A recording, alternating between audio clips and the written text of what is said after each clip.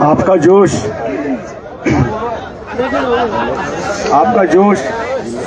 Sir झुकाने को मजबूर करता है,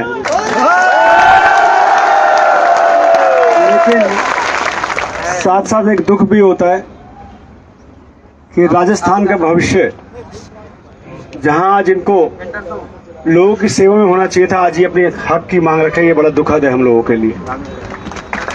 आज हमारा एक साथी हॉस्पिटल में है,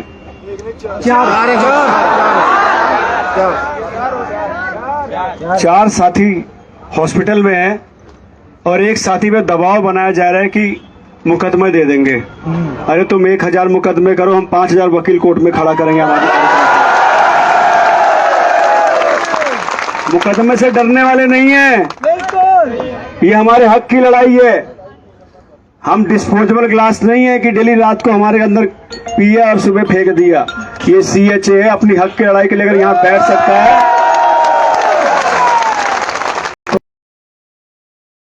वो नौजवान है, ये वो नौजवान है जिसने उस समय राजस्थान की सेवा की जब कोई घर से निकलने के लिए तैयार नहीं था, चाहे वो डॉक्टर हो चाहे इनके बैठे हुए नेता हो।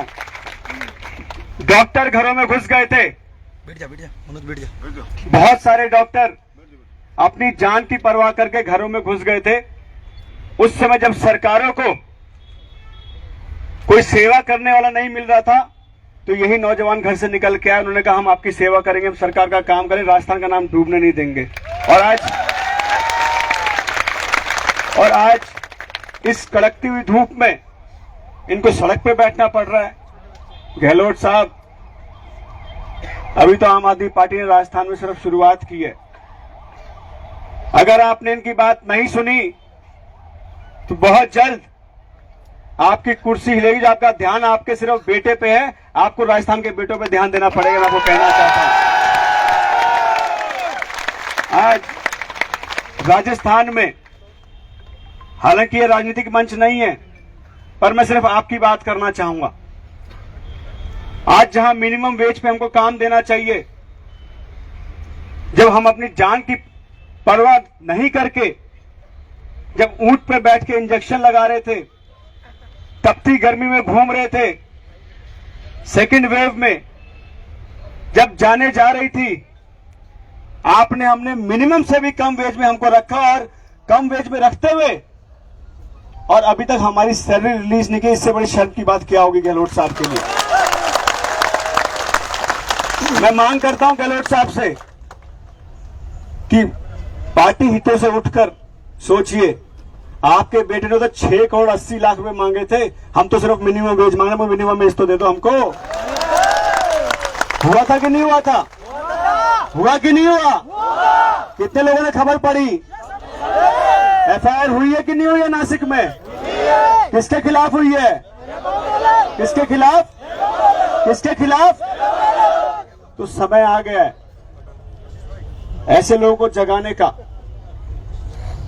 हमारे को मिनिमम सैलरी से भी कम दी जा रही है, मिनिमम वेज से भी कम दी जा रही है। इससे बड़ा दुखद क्या होगा? और ठेकेदारों के हाथ पे हमको छोड़ दिया। ठेकेदार तो आपके होंगे, ठेकेदार तो आपने रखे होंगे, कम से कम उन पे तो नजर रखते हैं हमारे को, हमारा पैसा दे रहे कि नहीं दे रहे हैं।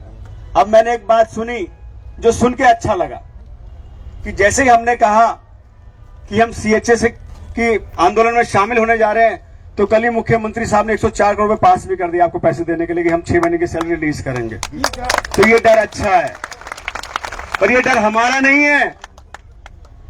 ये डर हमारा नहीं है, ये डर आप लोग जितने यहां नौजवान बैठे, आपका डर है कि सरकार झुक के आज 104 करोड़ आपके पास की। आपका डर है, ये आपका डर है और ये डर होना चाहिए। दिल्ली में भी जब हमने शुरू किया था तो ऐसे ही हम पे भी हंसते थे कि क्या नौजवान सारे बैठ गए हैं, 24-24 साल के, 25-25 साल के लड़के बैठ गए, ये क्या हमारा उखाड़ेंगे। तो दिल्ली में हमने बदलाव किया, पंजाब की बात सही बात कही। आज राजस्थान में 32% बेरोजगारी है, 32%। देश में नंबर 1 पे बेरोजगारी अगर कहीं है तो राजस्थान में है, 32% बेरोजगारी। अरे हम आपसे क्या मांग कर रहे हैं साहब? हम यही तो कह रहे हैं कि एएनएम में जो 18,000 वैकेंसी है वो वैकेंसी आप हमको दे दो। आप टेस्ट की बात करते हो। अरे टेस्ट तो हमने कोरोना में जान की परवाह किए बिना काम करके टेस्ट तो हमने दे दिया। अब किस बात का टेस्ट है, अब तो हमें रेगुलर कर दो। यही तो मांग कर रहे हैं। और क्या मांग कर रहे हैं हम? क्या टेस्ट देंगे हम भाई? कहीं कागज कलम से टेस्ट होता है क्या? टेस्ट क्या होता है? टेस्ट वो होता है जब देश को जरूरत हो, जब राजस्थान को जरूरत हो, तो नौजवान घर से निकले और कहे मां मैं जा रहा हूं, मेरे क्षेत्र के लोग, मेरे राजस्थान के लोग संकट में है, मैं उनकी सेवा कर। जो इससे बड़ा टेस्ट कुछ होता नहीं। और हमने वो टेस्ट पास कर लिया, हमने वो टेस्ट काम करके पास कर लिया। टेस्ट, अरे किस बात का टेस्ट? किस बात का टेस्ट दे? टेस्ट ये दे कि कोरोना में जब ऑक्सीजन लेवल डाउन था, हम अपना जान के बिना हम सड़क पे थे, ये टेस्ट दे हम लोग? क्या प्रूफ दे हम लोग आपको? जब देश में लॉकडाउन लगा था तब हम काम कर रहे थे, हम ये टेस्ट दें आपको? अरे टेस्ट किस बात का दे? टेस्ट तो वहां होता है जब नया कोई आता है जिसके बारे में पता नहीं होता। अरे हमारा तो आपने काम देख दिया, चलो मैं मानता हूं 28,000 लोग हैं यहाँ पे।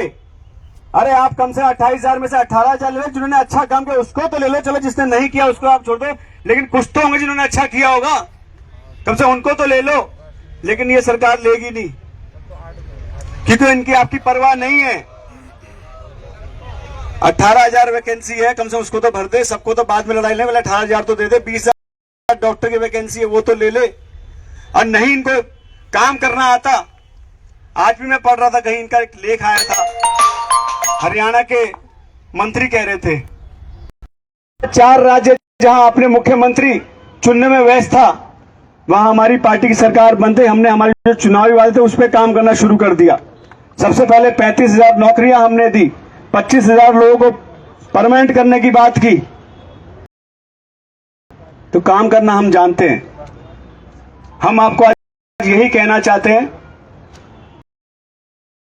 कि आप लोग जिस लड़ाई में खड़े हैं, जहां तक आप लड़ना चाहते हैं, मेरी पार्टी की ओर से वो कहना चाहता हूं, हमारे नेता अरविंद केजरीवाल जी की तरफ से कहना चाहता हूं, हम आपके साथ खड़े हैं। जहां कहोगे, जैसे कहोगे, दिन हो रात हो, 24 घंटे आप सब कंधे से कंधा खड़े हैं। जहां कहोगे वहां खड़े हैं। क्योंकि सत्ता जब जब सोती है तो जगाने के लिए नौजवान उठता है, और ये नौजवान ही है। इन नौजवानों के साथ क्या हो रहा है, मैं तो बड़ा हैरान हूं। मेरे को पता चला, मेरे साथी कुछ मुझे बताए कि ऐसे ऐसे वहां लोग बैठे हुए हैं, हमने भेजा। अब मैं बधाई देना चाहता हूं मेरे साथियों को भी। मेरे से इन्होंने बात नहीं की, इनको सिर्फ मैंने भेजा था क्योंकि हमने एक कहावत पढ़ी है। कहावत ये पढ़ी थी कि श्री राम जी ने जब हनुमान जी को भेजा था लंका में, सीता मैया को सिर्फ मुंदरी देने के लिए भेजा था। उन्होंने कहा नहीं था कि भैया लंका में आग लगा के आ जाइयो। कहा था क्या उन्होंने? कहा था? तो टीम को खुली छूट देनी चाहिए। तो हमने भी वही किया। हमने इनको भेजे जी वहां सीएचए में देख के आओ क्या उनकी मांगे हैं। इन्होंने मेरे पीछे से मेरे से बिना बात किए कहा कि हम तो जी वहां पे जितने बैठे उनको खाना भी खिलाएंगे, पानी भी पिलाएंगे, और बिना मेरे से बात किए कर रहे। तो उसके लिए इनको मैं बहुत बहुत बधाई देता हूं। तो ये दर्द जो समझ सकता है वही आपकी काम कर सकता है। आज दर्द समझने का, सोचने की जो क्षमता है वो इनकी खत्म हो चुकी है। हैरान हूं, इनके एमएलए चिट्ठी लिख रहे हैं इनके मुख्यमंत्री को। भाजपा के लोग भी यहां आ रहे हैं।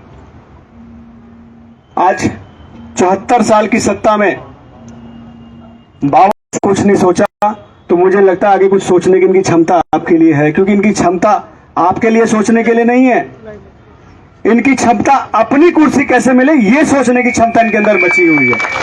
ये आपस में लड़ रहे हैं, ये आपके लिए नहीं लड़ रहे। भाजपा वाले आपके लिए नहीं लड़ रहे, कोई आपकी बात नहीं कर रहा है। वहां तो ये लड़ाई चल रही है कि अगला मुख्यमंत्री कौन बनेगा, ये लड़ाई चल रही है भाजपा में। तो आपकी बात वो क्या रखेंगे? कांग्रेस आपके सामने क्या कर रही है? तो साथियों, आपसे कहना चाहूंगा, नौजवान है, देश का भविष्य है, और देश का भविष्य जहां चलता है वही देश का भविष्य बनाता है। तो अभी हमारी सरकार यहां सत्ता में नहीं है।